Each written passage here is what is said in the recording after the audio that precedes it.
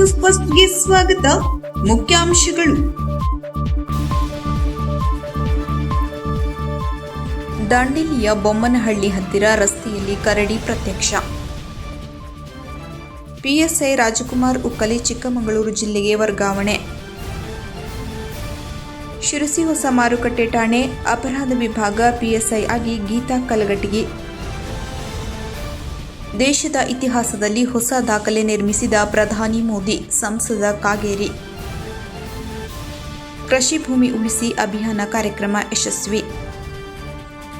ಮಹಿಳಾ ಜ್ಞಾನ ವಿಕಾಸದ 2026-27ನೇ ಸಾಲಿನ ಕ್ರಿಯಾ ಯೋಜನೆಯ ಸಭೆ ಯಶಸ್ವಿ. ರೈತರು ಉತ್ಪಾದಿಸಿದ ಪರಿಶುದ್ಧ ಜೇನುತುಪ್ಪವನ್ನು ಆರ್ಟಿಸಿಯ ಪ್ರಧಾನ ಕಚೇರಿಯಲ್ಲಿ ಬಿಡುಗಡೆಗೊಳಿಸಲಾಯಿತು. ಕ್ಷಯರೋಗವು ಶ್ವಾಸಕೋಶವನ್ನು ಬಾಧಿಸುತ್ತದೆ. ಡಾಕ್ಟರ್ ಸೌಮ್ಯ. ಅಕ್ರಮ ಜಾನುವಾರುಗಳ ಸಾಗಾಟ ವಾಹನ ವಶಕ್ಕೆ, 3 ವಿರುದ್ಧ ಪ್ರಕರಣ ದಾಖಲು. ಜೂನ್ 14ಕ್ಕೆ ದಶಲಕ್ಷ ಗಿಡ ನೆಡುವ ಅಭಿಯಾನದ ಲಾಂಛನ ಬಿಡುಗಡೆ. ತಾಲೂಕಿನ ಬೊಮ್ಮನಹಳ್ಳಿ ರಸ್ತೆಯಲ್ಲಿ ಕರಡಿ ಪ್ರತ್ಯಕ್ಷವಾಗಿದೆ. ದಟ್ಟ ಕಾಡಿನ ಮಧ್ಯದಲ್ಲಿ ಹಾದು ಹೋಗುವ ಕುಳಗಿ ಭಾಗವತಿ ರಸ್ತೆ ಇದ್ದು, ಈ ರಸ್ತೆಯಲ್ಲಿ ಆನೆ, ಕರಡಿ, ಚಿರತೆಗಳ ಹಿಂಡು ಹೀಗೆ ಕಾಡು ಪ್ರಾಣಿಗಳು ಆಗಾಗ ಕಾಣಿಸಿಕೊಳ್ಳುತ್ತವೆ. ಭಗವತಿಯಿಂದ ದಾಂಡೇಲಿಗೆ ಬರುತ್ತಿದ್ದ ಪ್ರಯಾಣಿಕರಿಗೆ ರಸ್ತೆಯ ಮಧ್ಯದಲ್ಲಿ ಬರುವ ಬೊಮ್ಮನಹಳ್ಳಿ ಗ್ರಾಮದ ಹತ್ತಿರ ರಸ್ತೆಯಲ್ಲಿ ಕರಡಿ ಪ್ರತ್ಯಕ್ಷವಾಗಿದೆ. ಕರಡಿಯನ್ನ ನೋಡಿದವರು ವಾಹನವನ್ನ ನಿಲ್ಲಿಸಿ ಕರಡಿ ಕಾಡಿನಲ್ಲಿ ಹೋದ ಮೇಲೆ ತಮ್ಮ ಪ್ರಯಾಣ ಆರಂಭಿಸಿದ್ದಾರೆ. ಕಾಡಿನ ಮಧ್ಯೆ ಇರುವ ಈ ರಸ್ತೆಯಲ್ಲಿ ಕಾಡು ಪ್ರಾಣಿಗಳು ಬರುವುದರಿಂದ ವಾಹನ ಸವಾರರು ತಮ್ಮ ವಾಹನಗಳನ್ನು ಎಚ್ಚರಿಕೆಯಿಂದ ಚಲಿಸುವ ಅನಿವಾರ್ಯತೆ ಇದೆ. ದಕ್ಷ ಅಧಿಕಾರಿ ಎಂದೇ ಗುರುತಿಸಿಕೊಂಡಿದ್ದ ಮುಖ್ಯಮಂತ್ರಿ ಪದಕ ವಿಜೇತ ಪಿಎಸ್ಐ ರಾಜಕುಮಾರ್ ಉಕ್ಕಲಿ ಅವರನ್ನ ಶಿರಸಿ ಹೊಸ ಮಾರುಕಟ್ಟೆ ಠಾಣೆಯಿಂದ ವರ್ಗಾಯಿಸಲಾಗಿದೆ. ಅವರು ಇಲ್ಲಿ ಅಪರಾಧ ವಿಭಾಗದ ಪಿಎಸ್ಐ ಆಗಿ ಕಾರ್ಯನಿರ್ವಹಿಸುತ್ತಿದ್ದರು. ತಾವು ಕೆಲಸ ನಿರ್ವಹಿಸಿದ ಕಡೆಗಳಲ್ಲೆಲ್ಲ ಉತ್ತಮ ಸೇವೆ ಸಲ್ಲಿಸಿದ ಹೆಗ್ಗಳಿಕೆ ಹೊಂದಿರುವ ರಾಜಕುಮಾರ್ ಉಕ್ಕಲಿ ಅವರನ್ನು ಶಿರಸಿಯಿಂದ ಚಿಕ್ಕಮಗಳೂರು ಜಿಲ್ಲೆಯ ಲಿಂಗನಹಳ್ಳಿ ಪೊಲೀಸ್ ಠಾಣೆಗೆ ಕಾನೂನು ಸುವ್ಯವಸ್ಥೆ ವಿಭಾಗದ ಪಿಎಸ್ಐ ಆಗಿ ನೇಮಿಸಲಾಗಿದೆ. ಧರ್ಮಸ್ಥಳ ತಲೆಬುರುಡೆ ಪ್ರಕರಣದಲ್ಲಿ ಸರ್ಕಾರ ರಚಿಸಿದ 20 ಜನರ ಎಸ್ಐಟಿ ತಂಡದಲ್ಲಿ ರಾಜಕುಮಾರ್ ಉಕ್ಕಲಿ ಕೂಡ ಒಬ್ಬರಾಗಿದ್ದರು ಎಂಬುದು ಇಲ್ಲಿ ವಿಶೇಷ. ಇವರು ದನಗಳ್ಳತನ ಪ್ರಕರಣಗಳನ್ನು ಪತ್ತೆ ಹಚ್ಚುವ ಮೂಲಕ ಮೆಚ್ಚುಗೆ ಗಳಿಸಿದ್ದರು. ಅಲ್ಲದೆ ಮೊಹಸಿನ್ ಅಂತಹ ಕುಖ್ಯಾತ ಕ್ರಿಮಿಗಳನ್ನು ಬಂಧಿಸುವಲ್ಲಿ ಹಾಗೂ ಹಲವಾರು ಅಪರಾಧ ಪ್ರಕರಣಗಳನ್ನು ಭೇದಿಸುವಲ್ಲಿ ಪ್ರಮುಖ ಪಾತ್ರ ವಹಿಸಿದ್ದರು ಎಂಬುದು ಇಲ್ಲಿ ಉಲ್ಲೇಖನೀಯ. ಉತ್ತರ ಕನ್ನಡ ಜಿಲ್ಲೆ ಶಿರಸಿ ಹೊಸ ಮಾರುಕಟ್ಟೆ ಠಾಣೆ ಅಪರಾಧ ವಿಭಾಗದ ಪಿಎಸ್ಐ ಆಗಿ ಗೀತಾ ಜಿ ಕಲಘಟಗಿ ಅವರನ್ನು ನೇಮಕ ಮಾಡಿ ಸರ್ಕಾರ ಆದೇಶ ಹೊರಡಿಸಿದೆ. ಪ್ರಸ್ತುತ ಇಲ್ಲಿ ಕಾರ್ಯನಿರ್ವಹಿಸುತ್ತಿದ್ದ ರಾಜಕುಮಾರ್ ಉಕ್ಕಲಿ ಅವರನ್ನು ಚಿಕ್ಕಮಗಳೂರು ಜಿಲ್ಲೆಯ ಲಿಂಗನಹಳ್ಳಿ ಠಾಣೆಗೆ ವರ್ಗಾಯಿಸಲಾಗಿದೆ. ಗೀತಾ ಜಿ ಕಲಘಟಗಿ ಇವರು ಚಿಕ್ಕಮಗಳೂರು ಜಿಲ್ಲೆ ಪಂಚನಹಳ್ಳಿ ಠಾಣೆಯಿಂದ ಇಲ್ಲಿಗೆ ವರ್ಗವಾಗಿದ್ದಾರೆ. ಅಕ್ರಮವಾಗಿ ಗಾಂಜಾ ಪದಾರ್ಥವನ್ನು ಮಾರಾಟ ಮಾಡುತ್ತಿದ್ದ ಆರೋಪದ ಮೇಲೆ ವ್ಯಕ್ತಿಯೊಬ್ಬನನ್ನು ಬಂಧಿಸಿ ಕೃತ್ಯಕ್ಕೆ ಬಳಸುತ್ತಿದ್ದ ಆಟೋ ರಿಕ್ಷಾವನ್ನು ವಶಕ್ಕೆ ಪಡೆದ ಘಟನೆ ಭಟ್ಕಳದಲ್ಲಿ ನಡೆದಿದೆ. ಮೊಹಮ್ಮದ್ ಅಖಿಲ್ ಮೊಹಮ್ಮದ್ ಜಾಫರ್ ಸಾಕಿನ್ ಆಜಾದ್ ನಗರ ಭಟ್ಕಳ ಈತನೇ ಬಂಧಿತ ವ್ಯಕ್ತಿಯಾಗಿದ್ದಾನೆ. ಈತ ತಾಲೂಕಿನ ಹೆಬಳೆ ಗ್ರಾಮದ ವರಕೊಡ್ಲು ಮೈದಾನದಲ್ಲಿ ಅಕ್ರಮವಾಗಿ ಗಾಂಜಾ ಮಾರಾಟ ಮಾಡುತ್ತಿದ್ದಾಗ ಭಟ್ಕಳ ಪೊಲೀಸರು ದಾಳಿ ನಡೆಸಿ 15,000 ರೂಪಾಯಿ ಮೌಲ್ಯದ 129 ಗ್ರಾಂ ಗಾಂಜಾ ಪದಾರ್ಥವನ್ನು ವಶಪಡಿಸಿಕೊಂಡಿದ್ದಾಗಿ ತಿಳಿದು ಬಂದಿದೆ. ಅಲ್ಲದೆ ಕೃತ್ಯಕ್ಕೆ ಬಳಸಲಾದ ಆಟೋವೊಂದನ್ನು ವಶಕ್ಕೆ ಪಡೆಯಲಾಗಿದೆ. ಆರೋಪಿಯನ್ನ ಬಂಧಿಸಿ ನ್ಯಾಯಾಲಯಕ್ಕೆ ಹಾಜರುಪಡಿಸಲಾಗಿದೆ. ಪಿಎಸ್ಐಗಳಾದ ಮಲ್ಲಿಕಾರ್ಜುನಯ್ಯ ಕುರಾಣಿ, ಭರಮಪ್ಪ ಬೆಳಗಲಿ ಹಾಗೂ ಸಿಬ್ಬಂದಿಗಳು ಕಾರ್ಯಾಚರಣೆಯಲ್ಲಿ ಪಾಲ್ಗೊಂಡಿದ್ದರು. ಪ್ರಧಾನಿ ನರೇಂದ್ರ ಮೋದಿ ಅವರು ದೇಶದ ಇತಿಹಾಸದಲ್ಲಿ ಸುದೀರ್ಘ ಅವಧಿಯ ಆಡಳಿತ ನಡೆಸಿದ ಪ್ರಧಾನಮಂತ್ರಿಗಳ ಸಾಲಿನಲ್ಲಿ ಹೊಸ ದಾಖಲೆ ನಿರ್ಮಿಸಿರುವುದು ದೇಶದ ಅಭಿವೃದ್ಧಿ ಮತ್ತು ಸ್ಥಿತ ನಾಯಕತ್ವದ ಪ್ರತೀಕವಾಗಿದೆ ಎಂದು ಸಂಸದ ವಿಶ್ವೇಶ್ವರ ಹೆಗಡೆ ಕಾಗೇರಿ ಹೇಳಿದರು. ಇಲ್ಲಿನ ಬನವಾಸಿಯ ಶ್ರೀ ಮಧುಕೇಶ್ವರ ದೇವಾಲಯದಲ್ಲಿ ಪೂಜೆ ಸಲ್ಲಿಸಿದ ಬಳಿಕ ಮಾತನಾಡಿದ ಅವರು, ಮೋದಿಯವರ ನಾಯಕತ್ವದಲ್ಲಿ ಭಾರತವು ಇಂದು ಜಾಗತಿಕ ಮಟ್ಟದಲ್ಲಿ ಪ್ರಬಲ ರಾಷ್ಟ್ರವಾಗಿ ಹೊರಹೊಮ್ಮಿದ್ದು ವಿಶ್ವದ ರಾಷ್ಟ್ರಗಳು ಭಾರತದತ್ತ ಗೌರವದಿಂದ ನೋಡುವಂತಾಗಿದೆ ಎಂದರು. ಜಗತ್ತು ವಿವಿಧ ಕಾರಣಗಳಿಂದ ಪರಸ್ಪರ ಸಂಬಂಧಗಳಿಂದ ದೂರವಾಗುತ್ತಿರುವ ಈ ಸಂದರ್ಭದಲ್ಲಿ ಭಾರತವು ವಸುಧೈವ ಕುಟುಂಬಕಂ ಎಂಬ ಮೌಲ್ಯದ ಮೂಲಕ ವಿಶ್ವಕ್ಕೆ ಏಕತೆ ಮತ್ತು ಸಹಬಾಳ್ವೆಯ ಸಂದೇಶ ನೀಡುತ್ತಿದೆ. ಇದೇ ಭಾರತದ ಸಂಸ್ಕೃತಿಯ ಶ್ರೇಷ್ಠತೆಯಾಗಿದ್ದು ಅದನ್ನು ಪ್ರಧಾನಿ ಮೋದಿಯವರ ವಿಶ್ವ ವೇದಿಕೆಯಲ್ಲಿ ಪರಿಣಾಮಕಾರಿಯಾಗಿ ಪ್ರತಿಪಾದಿಸಿದ್ದಾರೆ ಎಂದು ಹೇಳಿದರು. ಮೋದಿ ಸರ್ಕಾರದ ಆಡಳಿತದಲ್ಲಿ ದೇಶದ ಗಡಿಗಳು ಮತ್ತಷ್ಟು ಭದ್ರವಾಗಿವೆ. ಜಗತ್ತಿನಾದ್ಯಂತ ಭಯೋತ್ಪಾದಕ ಚಟುವಟಿಕೆಗಳು ಹೆಚ್ಚಾಗುತ್ತಿರುವ ಸಂದರ್ಭದಲ್ಲಿಯೂ ಭಾರತವು ಅವುಗಳನ್ನು ದೃಢವಾಗಿ ಎದುರಿಸಿ ತನ್ನ ಭದ್ರತೆಯನ್ನು ಕಾಪಾಡಿಕೊಂಡಿದೆ. ಇದರ ಪರಿಣಾಮವಾಗಿ ದೇಶದ ಜನರು ನೆಮ್ಮದಿ ಮತ್ತು ಸುರಕ್ಷತೆಯ ವಾತಾವರಣದಲ್ಲಿ ಬದುಕುವಂತಾಗಿದೆ ಎಂದು ತಿಳಿಸಿದರು. ವಿಚಾರದಲ್ಲಿ ಯಾವುದೇ ರಾಜಿ ಮಾಡಿಕೊಳ್ಳದೆ ಮೋದಿಯವರು ನಿರ್ಧಾರಗಳನ್ನು ಕೈಗೊಂಡಿದ್ದಾರೆ.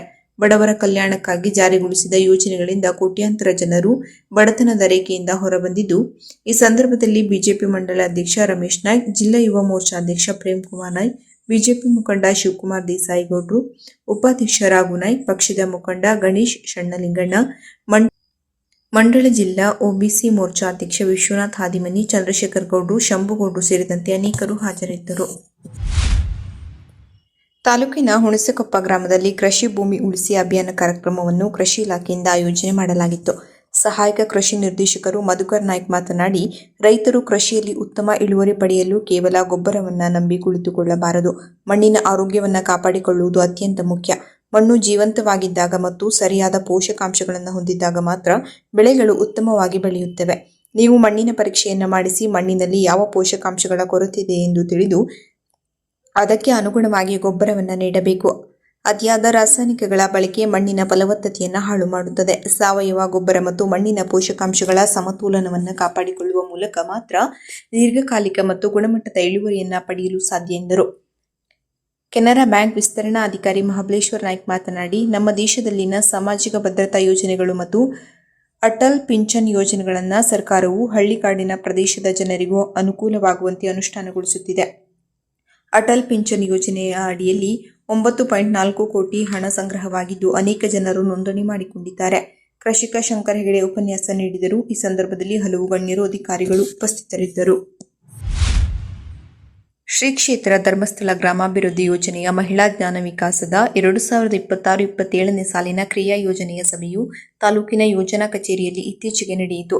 ಯೋಜನೆಯ ಜಿಲ್ಲಾ ನಿರ್ದೇಶಕ ದಿನೇಶ್ ಎಂ ಸಭೆಯನ್ನು ಉದ್ಘಾಟಿಸಿ ಮಾತನಾಡಿ, ಮಾತೃಶ್ರೀ ಹೇಮಾವತಿ ಅಮ್ಮನವರ ಸಲಹೆಯಂತೆ ಪ್ರಸ್ತುತ ವರ್ಷದಲ್ಲಿ ಮಹಿಳೆಯರಿಗೆ ಉಪಯುಕ್ತವಾಗುವಂತಹ ಕಾರ್ಯಕ್ರಮಗಳನ್ನು ಆಯೋಜನೆ ಮಾಡಬೇಕು.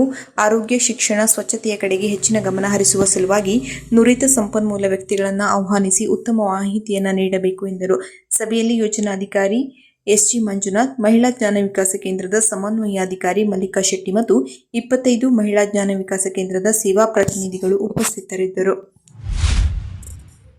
ನಗರದ ಟಿಆರ್ಸಿಯ ಮಹತ್ವಾಕಾಂಕ್ಷಿ ಯೋಜನೆಯಾಗಿದ್ದ ಜೇನು ಕೃಷಿ ಯೋಜನೆಯಡಿ ರೈತರು ಉತ್ಪಾದಿಸಿದ ಪರಿಶುದ್ಧ ಜೇನುತುಪ್ಪವನ್ನು ಟಿಆರ್ಸಿಯ ಪ್ರಧಾನ ಕಚೇರಿಯಲ್ಲಿ ನಬಾರ್ಡ್ ನಿವೃತ್ತ general manager doctor R N Hegde Bandimani ಹಾಗೂ ಸಂಘದ ಅಧ್ಯಕ್ಷ ರಾಮಕೃಷ್ಣ ಹೆಗಡೆ ಕಡವೆ ಸಾಂಕೇತಿಕವಾಗಿ ಮಾರುಕಟ್ಟೆಗೆ ಬಿಡುಗಡೆಗೊಳಿಸಿದರು. ಈ ವೇಳೆ ಮಾತನಾಡಿದ ಅಧ್ಯಕ್ಷ ರಾಮಕೃಷ್ಣ ಹೆಗಡೆ ಕಡವೆ, ನಮ್ಮ ಸಂಘದಿಂದ ಜಿಲ್ಲಾ ಮಧ್ಯವರ್ತಿ ಬ್ಯಾಂಕ್ ಮಾರ್ಗಸೂಚಿ ಹಾಗೂ ಮಾರ್ಗದರ್ಶನ ಮತ್ತು ಸಹಕಾರದೊಂದಿಗೆ ಜೇನು ಕೃಷಿ ಕೈಗೊಳ್ಳಲು ಶೂನ್ಯ ಬಡ್ಡಿ ದರದಲ್ಲಿ ಕೆಸಿಸಿ ಸಾಲ ವಿತರಿಸಲಾಗುತ್ತಿದೆ. ಅಡಿಕೆ ಪ್ರಸ್ತುತ ಬಾಧಿಸಿದ ಎಲೆಚುಕ್ಕಿ ರೋಗದಿಂದಾಗಿ ರೈತರ ಆರ್ಥಿಕ ಸ್ಥಿತಿ ಚಿಂತಾಜನಕವಾಗಿದ್ದು, ಈ ಸಂಕಷ್ಟದಿಂದ ರೈತರನ್ನ ಪಾರು ಮಾಡಲು ಪರ್ಯಾಯ ಮಾರ್ಗವನ್ನು ನಮ್ಮ ಸದಸ್ಯರಿಗೆ ಒದಗಿಸಬೇಕೆಂಬುದು ಸಂಘದ ಬಯಕೆಯಾಗಿತ್ತು. ಈ ಹಿನ್ನೆಲೆಯಲ್ಲಿ ಜೇನು ಕೃಷಿ ಯೋಜನೆಯನ್ನ ಸದಸ್ಯರಿಗೆ ಪರಿಚಯಿಸಲಾಗಿತ್ತು. ಮುಂದಿನ ದಿನಗಳಲ್ಲಿ ಇನ್ನೂ ಹೆಚ್ಚಿನ ಸದಸ್ಯರು ಜೇನು ಕೃಷಿ ಯೋಜನೆಯಡಿ ಜೇನು ಸಾಕಾಣಿಕೆ ಕೈಗೊಂಡು ಆರ್ಥಿಕ ಸ್ವಾವಲಂಬನೆ ಹೊಂದಬೇಕು ಎಂದರು. ಸಂಘದ ನಿರ್ದೇಶಕ ಸಂತೋಷ್ ಕುಮಾರ್ ಗೌಡರ ಕಸಗೆ ಮಾತನಾಡಿ, ಜೇನು ಕೃಷಿ ಆಧುನಿಕ ಕೃಷಿ ವಿಧಾನಗಳಲ್ಲೊಂದಾಗಿದ್ದು, ಈ ಕೃಷಿ ಕೈಗೊಳ್ಳುವುದರಿಂದ ವಿಶೇಷವಾಗಿ ಚಿಕ್ಕ ಹಿಡುವಳಿ ಹೊಂದಿದ ಸಂಘದ ಸದಸ್ಯರಿಗೆ ಆರ್ಥಿಕವಾಗಿ ಸಹಾಯವಾಗಲಿದೆ ಎಂದರು.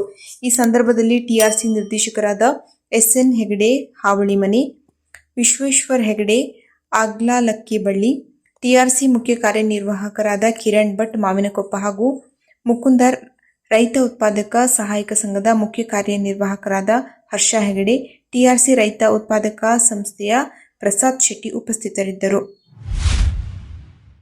ಕ್ಷಯರೋಗವು ಶ್ವಾಸಕೋಶವನ್ನು ಬಾಧಿಸುತ್ತದೆ. ಎಐ ತಂತ್ರಜ್ಞಾನದ ಮೊಬೈಲ್ ಹ್ಯಾಂಡಲ್ ಎಕ್ಸ್ರೇಯು ಕ್ಷಯ ಹಾಗೂ ಇನ್ನಿತರ ತೊಂದರೆಗಳನ್ನು ಪತ್ತೆ ಹಚ್ಚುವಲ್ಲಿ ಅತ್ಯಂತ ಪರಿಣಾಮಕಾರಿಯಾದದ್ದು ಎಂದು ಶಿರಸಿಯ ಬಿಸಿಲಕೊಪ್ಪ ಪ್ರಾಥಮಿಕ ಆರೋಗ್ಯ ಕೇಂದ್ರದ ವೈದ್ಯಾಧಿಕಾರಿಗಳಾದ ಡಾಕ್ಟರ್ ಸೌಮ್ಯ ತಿಳಿಸಿದರು.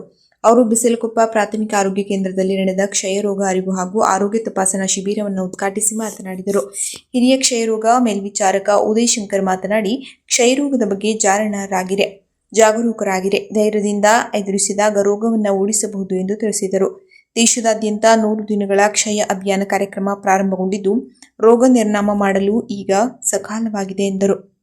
ಕಾರ್ಯಕ್ರಮದ ನಂತರ ವೈದ್ಯಾಧಿಕಾರಿಗಳಾದ ಡಾಕ್ಟರ್ ಸೌಮ್ಯರವರು ಆರೋಗ್ಯ ತಪಾಸಣೆ ನಡೆಸಿದರೆ, ಪಂಡಿತ್ ಸಾರ್ವಜನಿಕ ಆಸ್ಪತ್ರೆಯ ವಿಕಿರಣಶಾಸ್ತ್ರ ಚಿತ್ರಣ ಅಧಿಕಾರಿ ಲಕ್ಷ್ಮಣ್ ಹಾಗೂ ಹಿರಿಯ ಆರೋಗ್ಯ ನಿರೀಕ್ಷಣಾಧಿಕಾರಿ ಆಂಜನೇಯ ಅವರು ಕ್ಷಕಿರಣ ತಪಾಸಣೆ ನಡೆಸಿದರು.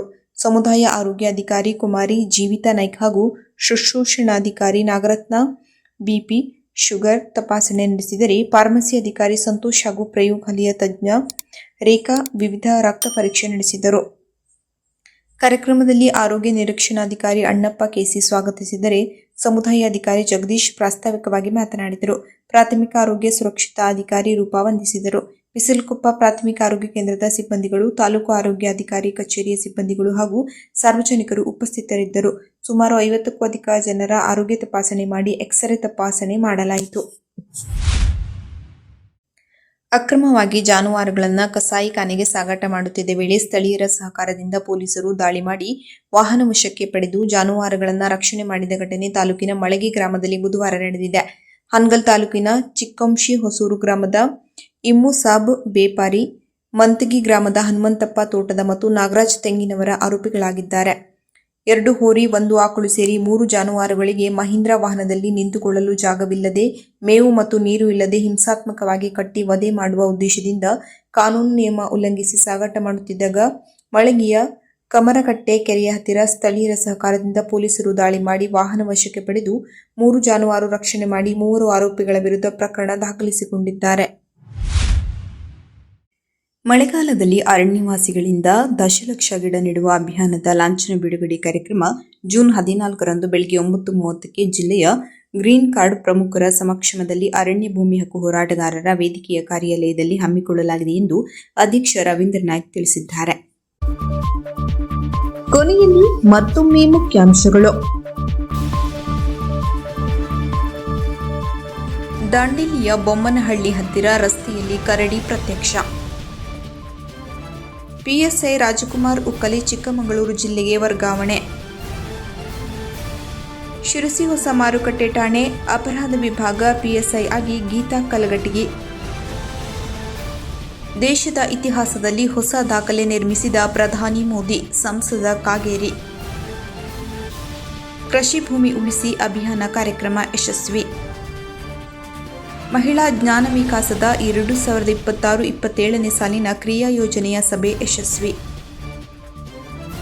ರೈತರು ಉತ್ಪಾದಿಸಿದ ಪರಿಶುದ್ಧ ಜೇನುತುಪ್ಪವನ್ನು ಆರ್ಟಿಸಿಯ ಪ್ರಧಾನ ಕಚೇರಿಯಲ್ಲಿ ಬಿಡುಗಡೆಗೊಳಿಸಲಾಯಿತು. ಕ್ಷಯರೋಗವು ಶ್ವಾಸಕೋಶವನ್ನು ಬಾಧಿಸುತ್ತದೆ. ಡಾಕ್ಟರ್ ಸೌಮ್ಯ. ಅಕ್ರಮ ಜಾನುವಾರುಗಳ ಸಾಗಾಟ, ವಾಹನ ವಶಕ್ಕೆ 3 ವಿರುದ್ಧ ಪ್ರಕರಣ ದಾಖಲು. ಜೂನ್ 14ಕ್ಕೆ ದಶಲಕ್ಷ ಗಿಡ ನೆಡುವ ಅಭಿಯಾನದ ಲಾಂಛನ ಬಿಡುಗಡೆ. ಕದಂಬ ನ್ಯೂಸ್ ಫಸ್ಟ್, ನಿರ್ಭೀತಿಯಿಂದ ನಿಮ್ಮ ಪರವಾಗಿ.